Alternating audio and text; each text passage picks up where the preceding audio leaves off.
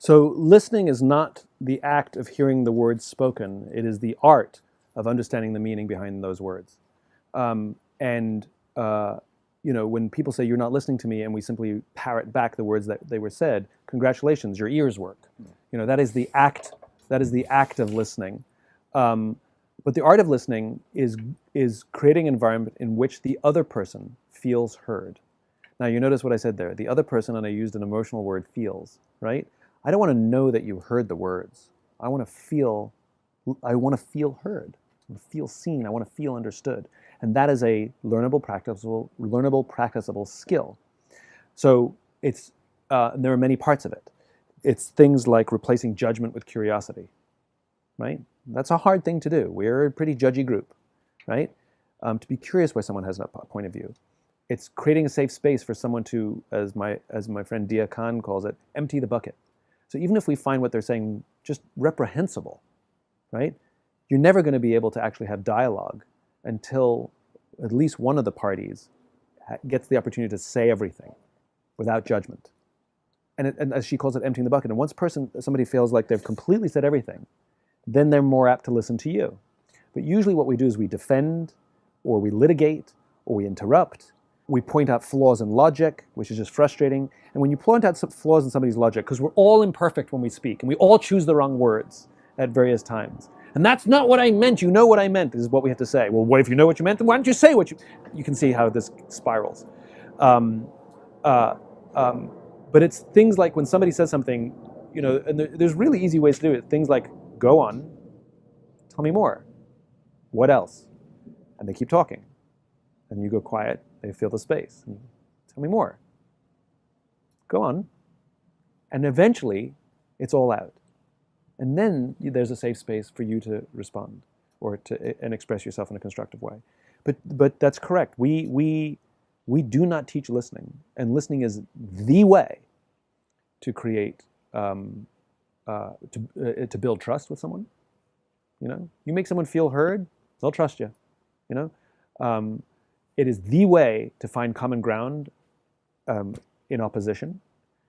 In simple cases in business, but in more complicated cases in national politics, or in global politics, or in war. Why do William Ury, who wrote Getting to Yes, he talks about the same thing. He goes, we have talk shows, but we don't have listen shows. He says we have peace talks, but what we really need is peace listens. And he, who's been at the table at the highest levels of peace negotiations, he said people show up and start demanding what they want. And that's how the negotiations begin. Nobody starts by saying, so tell me why you came here. There's a great documentary that I recommend to learn this. It's called White Right, Meeting the Enemy by Dia Khan. In a nutshell, Dia is a Muslim woman living in the UK who was trolled by white supremacists to the point where the police got involved because her life was at risk. They told her stay away from open windows. That's how bad it got. The way Dia responded was by moving to the United States and going to meet the white supremacists.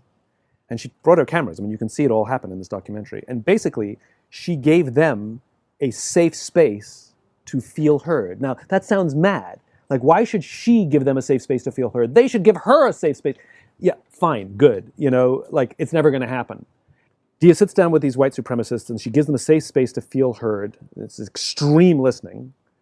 And I say it's extreme because, they hate her, They don't just disagree with her. They want her off the planet. And she lets them empty their bucket, as she calls it. And then conversation begins. And because they feel heard, they start to trust her. And as they start to trust her, she becomes a friend.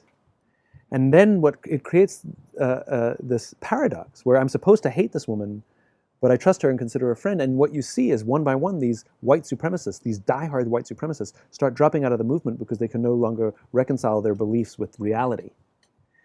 And if it can happen in this extreme environment, then it can happen anywhere.